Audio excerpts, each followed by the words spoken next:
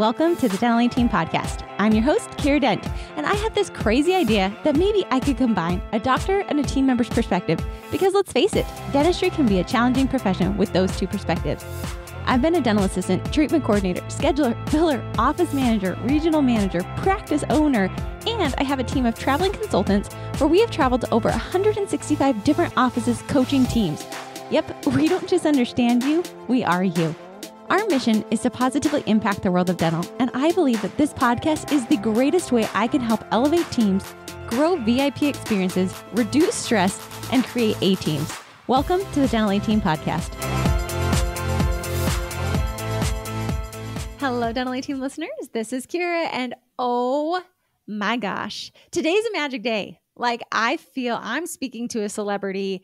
Today, we actually have an incredible guest. You guys, this is why she's famous. She's on the podcast today because this is one of our listeners who has actually listened to all 700 episodes. She is part of our 700 Club. Her name is Melissa King. You guys, I am so excited. She has over 15 years, dental veteran, loves helping her patients smile by educating them and enabling them to achieve their oral health goals. Guys, she truly is an incredible person. She's coming from California. She's happily married. She has 2 adult children, a fur baby named Sarge, as well as a grand puppy, Wayne. She is just an incredible person. She loves the car scene. This is a woman that I've been so excited to meet. As soon as she messaged in that she has listened to all 700 episodes, I said, get her on the podcast.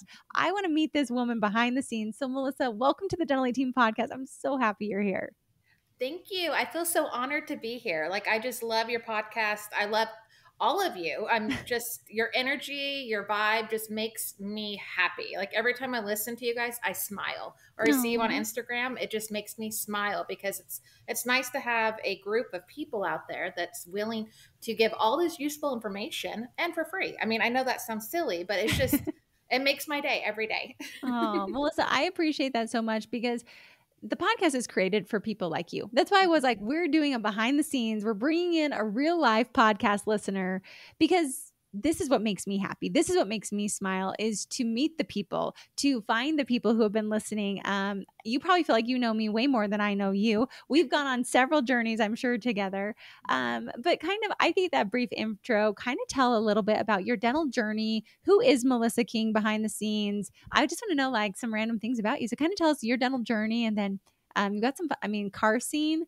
Oh, girl, we can talk cars all day long. So but before we get there, tell us how you got into the dental scene.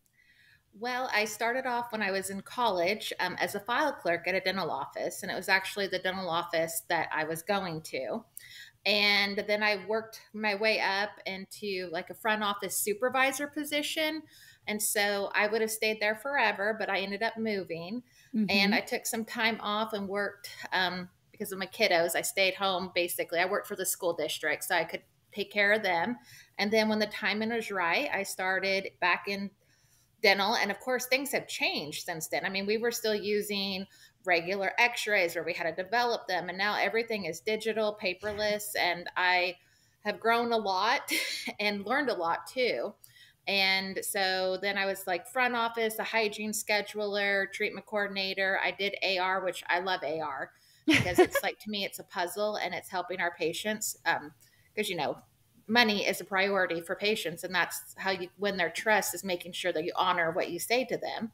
Yeah. And so I love that. And then I was promoted to an office manager, and that's what I've been doing for quite some time now. And I just love it because I love growing my team. And I love my team so much. And I hate saying this because I'm the oldest one, but I treat them obviously with respect, but they're like my kids. And so when they say they want to learn something and do something, I'm able to help them achieve their goals because I had people who did that for me. And so that's what I love about it.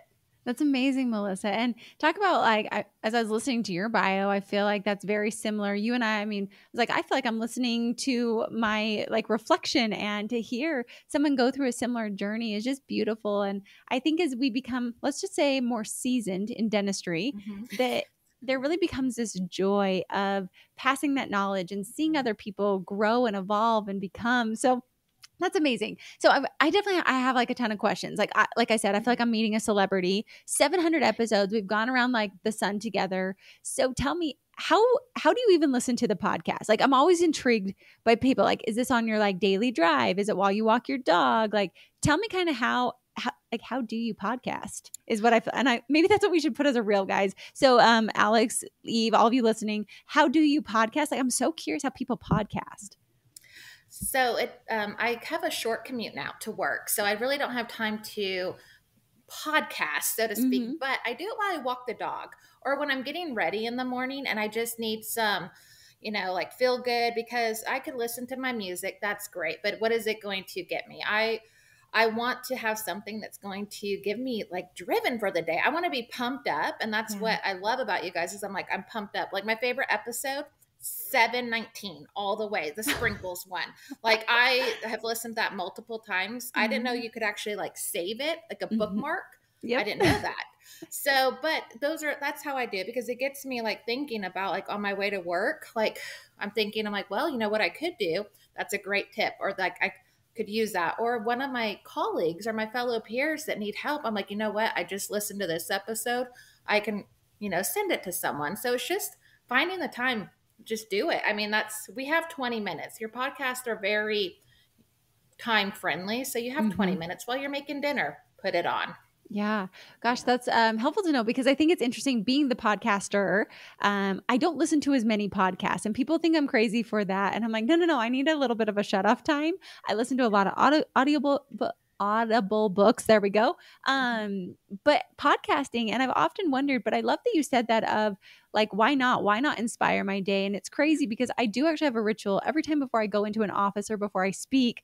I literally turn on my favorite episode. I listen to it. It pumps me up. It amps me up, and it just gets me ready. And honestly, that's been my mission of the podcast, has been to inspire people like yourself, to give them that positive energy. I feel like there's so much like negativity that can go on. Like, no, we are working in the best industry. Let's have a good time. Let's go have a great day. We're leaving our families. Why not be armed with success rather than being armed with like, the dread? And there's so many ways to do it. So Melissa, I'm super curious. Like, this is just me. I mean, I'm going to ask you a million questions and then I'll pivot it over to you. You can ask me anything. Like, this is podcast uncensored, unfiltered. Any question you've ever wanted to know, you can ask today. But I'm curious, what have been some of the tips that you've been able to take from the podcast and implement into your practice? And like, I know I didn't prep you for this, so this is great, because then it's going to be real life, the things that have really stuck for you in your practice and have made a difference for you guys.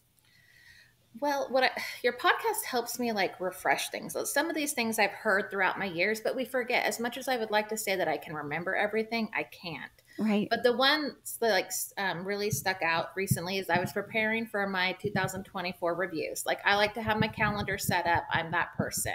I have to have my plan in place. I like you. But the 30, 60, 90. And so like, I was like, you know what? I dropped the ball. I recently hired somebody. So it was the one where you talk about like doing the check-in at 30, 60, 90s. I know that. But I was like, it made me think about that. So I went back and listened to that podcast, because like, I feel that you've been there and your team has been there. And then like the guests you have on there, they've all been there, and it's a great network. And so that one has definitely helped me. And then my office is we are building a new one.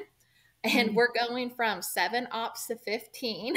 So Perfect. The other one is that one that you talk about, increasing your op size. Like, and I was like, oh, this is a good one, because then I was able to think about like what questions I had or what we needed to do, and help my doctor during that process, so I could be a support to him. That's amazing. I mean, there's so many little nuggets that I take away from all of them. And and you can go back and look at them too. So. And that's something where, as you said that, it brought up the quote for me. I'm going to botch this name, guys. So like, all of you should laugh at me. Like, take me back to my public speaking class days where I didn't ever want to do public speaking, because I introduced this guy who he spoke Vietnamese, and I said he spoke Vietnamese, and the whole class laughed at me. And so here we go. I'm going to tell you a quote, and like, this person's name, like whatever, it's Vietnamese. I think it's Herculitis. laugh at me again, guys, but it says no man ever steps in the same river twice, for it's not the same river and he's not the same man. And so as you were saying that, that's honestly what I feel like dentistry is. We've learned this. And something, it was funny, I was actually in an office that I consult, and we were looking at the agenda, and I was like, wow, that's a really good quote. And they're like, Kiera, you said it. And I was like, yeah, that is a good quote. But I said, like, sometimes learning is just remembering. And so for you to hear that, like, that's the goal. Some of you might be new to the podcast, and welcome. You've never done these positions. But for me as an office manager, there was just so much that I felt like I just needed those quick check-in reminders to refine, like, oh yeah, we should be doing that. Oh yeah, let me add that in. Oh yeah, I could change that up. So it makes me happy to hear that. And for all of you listening, if you haven't listened to all 700 like Melissa has, you haven't gone on that journey, on the Dental A Team website, you guys can go to the podcast and you can search topics. So if you want something on case acceptance or hiring or 30, 60, 90 or onboarding or associates, any of those keywords will pull all the podcasts we've made of all 700. Because some of you coming in that are new, welcome.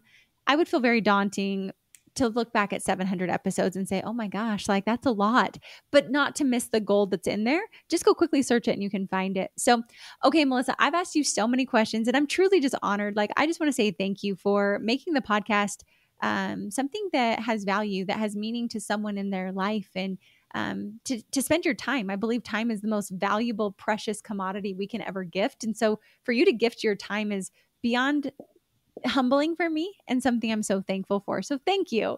So I want to pivot it to you. Welcome to Dental A Team Uncensored with Kiera. Any burning questions you wanted to know, ask. And you can just, and if not, that's fine. I just wanted to allow you an opportunity listening to me for so long. Here it is. Any questions you have?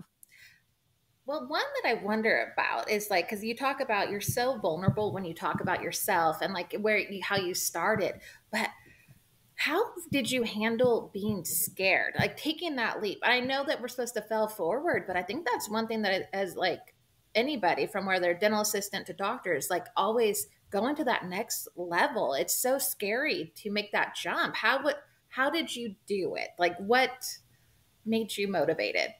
Oh gosh, this is a good question. It's not one that I've ever said. I think one of it is just like I have a nature, like by default, I enjoy growing to the next level. So I think there's something like innate within me.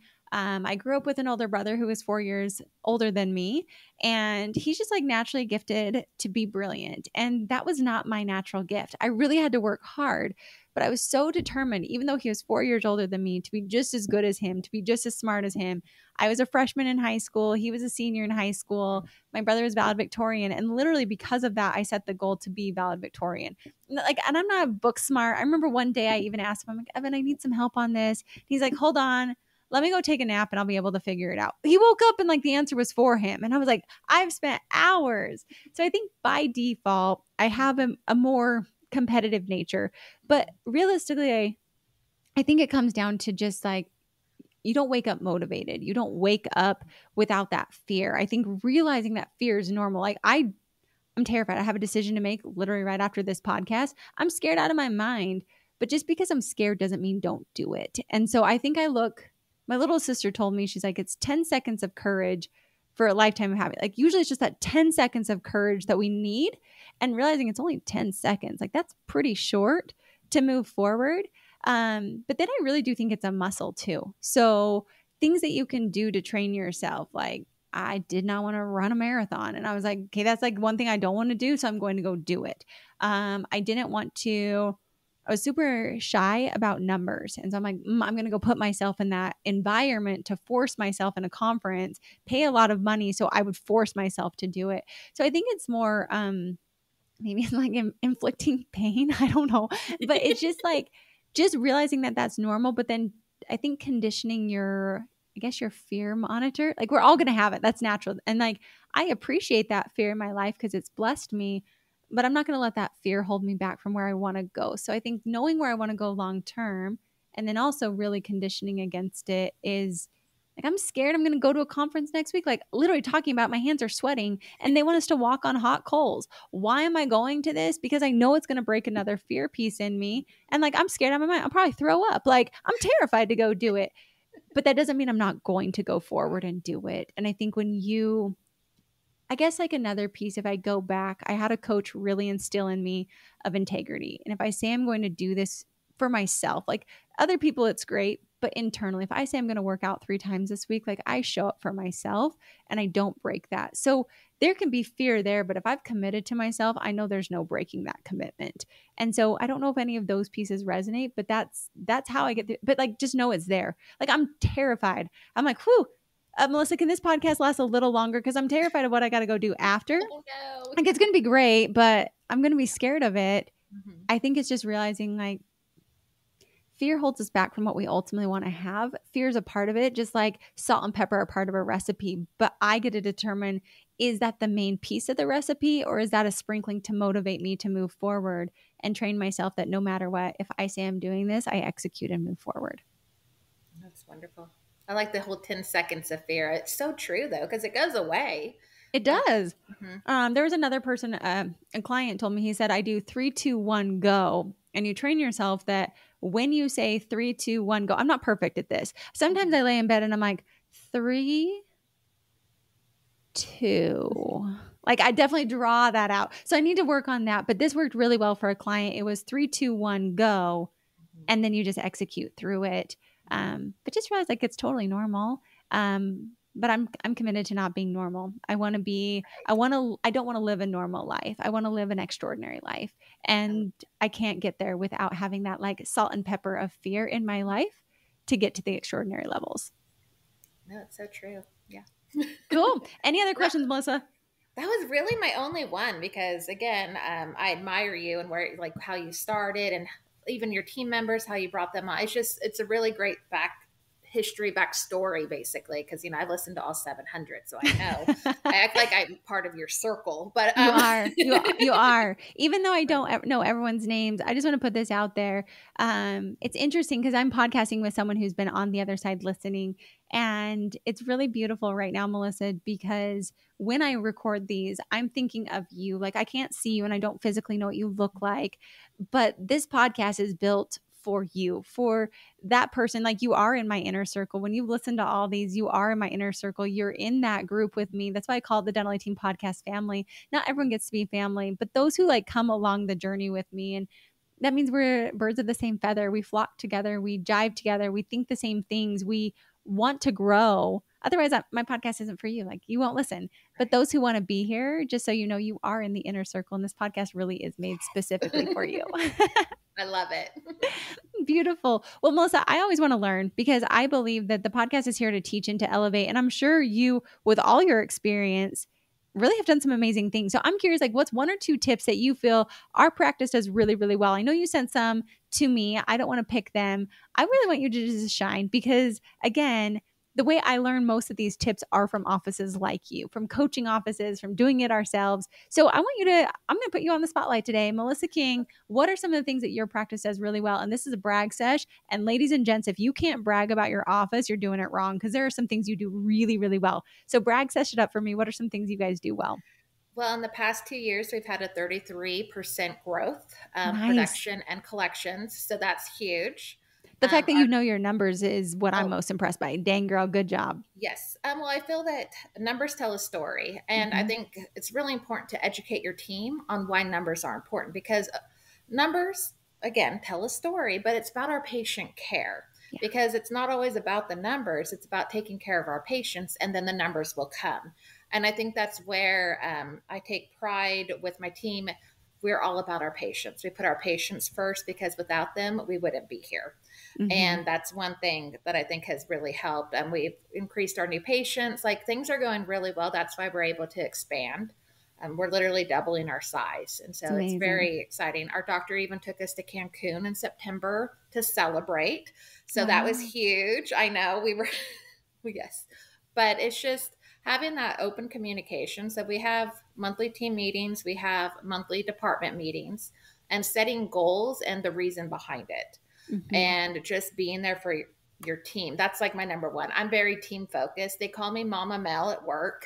It is what it is. I mean, I am old enough to be some of their mothers. I am. But just making sure your team feels supported because they're there. We're all there for the same reason. Obviously, we love dentistry. We love patients. And it's just having that focus and the togetherness. And also realizing I am not perfect. And I love when I haven't done something in a while and like my newest business assistant, well, I do it this way. And I'm like, oh my, that's brilliant. Like just having those aha moments and celebrating. And our office is in a really good flow right now. Like 2024 is going to be another tremendous year. We have some good goals planned out. So That's awesome. A few things that I took from there were, one, I love that you know your numbers. And I love that you say that numbers tell a story of our patient care, because that's how I feel. Like the numbers are great and it's super fun, but yeah. we don't get good numbers if we're not serving and adding more value. So, really seeing those numbers, and for someone who's not me, telling you guys the same thing feels really beautiful. And then I also love that you guys are on growth mode, that you are, and that, like, kudos to your doctor. Please have them listen to this. And like, I'm giving them a huge hug for loving on this team and Mhm. recognizing them. And we don't get to grow without serving. And I want you guys to remember that, like, offices get to grow. And I say get to because I believe that it truly is an honor for us to grow and to serve more people. It's not something that just happens. Like, if we're doing a good service and we are giving more value to people, we get that opportunity to grow. And to see it as an opportunity and a blessing rather than a curse, I think is also a great way to do it. But then when you said, like, it's all about team, I can tell you love your team and you guys have the structure. Teams also don't grow without structure. So the team meetings, like these nitty gritty pieces that we talk about all the time, you're doing it. You're doing the work. You're putting it there. But for you to just love that team and love your patients, I found that really successful practices have a theme most of the time, not always. Some can get by with fake love. But usually there's a dripping of love. There's so much love for the team. And that doesn't mean that you get, like, they get away with everything. Like, it's love Right. with accountability. It's love with Yes. responsibilities. It's love with expectations. And same thing with your patients. But that love, someone just posted this the other day on Instagram and I thought it was so cute. And so this will get dated when Instagram changes it. So right now at this present moment, they do it. But if you double tap on the heart and then you like just keep tapping the photo, the heart gets bigger and bigger and bigger. And I feel like that's what love does. Like, the more you love your patients, the more you love your team, the more you love dentistry, the bigger your heart becomes, the bigger your practice becomes, the bigger your reach becomes, because that's what they feel. And so for you, Mama Mel, I think that's adorable. That love I can just feel from you, and I know your team feels it, and it's genuine. So, what's been like one of the hardest things you've overcome as an office manager? Oh, well, having those tough conversations. Mhm. Obviously, accountability. You have to have an office with accountability. It can't in order to have the structure. And I think in my when I was a younger manager, it Mhm. was hard because I didn't build the trust. And so I would go in and be like, listen, you need to A, B, and C or else. I mean, of course I said it differently, but Mhm. that's how it probably came across. And that was one of my regrets as a baby manager. Mhm. But we all learn and grow. And so that was one thing, that it's having those conversations, but realizing we're all human and we have to talk to people how they want to be talked to. Like everyone has a different personality. And so it's just making sure that with our communication, like for me, it's like, okay, listen, we've talked about this, just going it through the motions, like it's not working. So what can I do to help you? Because this is, basically letting them know it's serious, but what can Mhm. I do to help you get to where you need to be? Yeah. And so then I do like weekly check-ins. So then if I don't check in, I feel that I didn't hold accountable for one. And Mhm. so that's where it's like I have to make sure that my follow through is just like their follow through. Mhm. That That's makes sense. it does make sense, because I think that that's managers don't realize that their team reflects them. So I'm like, if you want them to stay accountable, you've got to be the mirror that Mhm. reflects that first. You definitely. And just because you have good behavior doesn't mean your team's going to be perfect and follow through exactly. You got to work to earn that and to create that culture. So I love that you said a baby manager. And something I just recently learned that's really given me some space and grace is to just have compassion for that person who we were. Like, I agree. Like, Mhm. take me back to being a manager. I have compassion for that girl and like so much appreciation for what she went through and the lessons she learned to polish, morph, and refine to who you are today. Because I believe that really awesome managers, some are born like straight out the chute. Like, there's just some people who are Mhm. naturally gifted and born amazing leaders. But I feel like 95% of the great office managers of the world and the great leaders of the world It's been a refinement and a polishing where you made those mistakes. You didn't have those honest conversations, and then you learn from it. And now here you are today for that. And so kudos to you. I think I'm so glad you said that was the hardest thing, because I agree. I don't think it's the meetings. I don't think it's the numbers. I don't think it's the KPIs. I feel those are all like tactical skills that you can really learn. It's the people management to inspire change, to hold accountable for change, to have those conversations. This is serious, but still maintain a healthy morale, which I can tell without even knowing you. If I were to walk into your practice, which is sometimes fun, like surprise and delight. So those of you listening, if you're not Melissa on the podcast, send me your address, send me where you're listening in from, because I travel the nation a lot, and I have definitely done some surprise and delights to show up. So Melissa, that might be a fun. You're in California. What part of California? I didn't scope you on that. Well, actually, my office is in Oklahoma. I'm from California. Well, this good thing, because I'm like, well, when I go to Disney, if she's around. Okay, so Oklahoma. When I head that way, I do have an office in Oklahoma. What part of Oklahoma? Jinx. What's your closest airport? By Tulsa. Tulsa, yeah. Okay. No wonder she's so nice, guys. Midwest, here we come. Like, but coming from California, roots to California, I agree. But just really beautiful that way. So Melissa, thank you for being on the podcast today. Thanks for being a listener. Thanks for just taking time. I am truly just humbled and honored to meet you. And when I come through Tulsa, you better believe we'll be coming on up to your practice. But any last things that you have that you want to share, say as we wrap up today? No, just thank you for having me. I appreciate everything you guys do. I mean, it really helps. And yeah, thank you. I can't wait to listen to more. Well, I appreciate you. And for all of you listening, for all the other Melissas who are listening, who have been listening with us, who've been on the journey, just know I'm giving you a giant, huge hug. Melissa, if I was there, I'd give you a huge hug today and just say thank you, because you guys are truly who this podcast is made for. And to know that we're changing lives, changing practices, helping you grow is something that truly is just an honor for me, and something that, like, proud mama moment right here of, like, I'm so proud of you guys. So keep going, keep doing these things. And for all of you listening, if we can help you in any way, reach out, hello@thedentallyteam.com. And as always, thanks for listening, and I'll catch you next time on the Dental Team Podcast. And that wraps it up for another episode of the Dental Team Podcast. Thank you so much for listening, and we'll talk to you next time.